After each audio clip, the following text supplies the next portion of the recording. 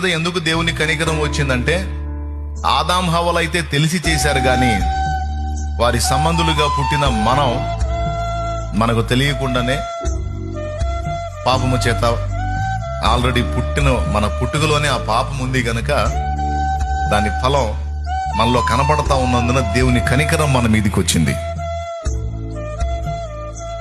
అర్థమైందా? అందుకే తెలియకయే మనం పాపులమయ్యాం. అది మన తప్పు కాదు, మన మూలపిత్రులు ఎవరైతే ఉన్నారో వాళ్ళ తప్పు.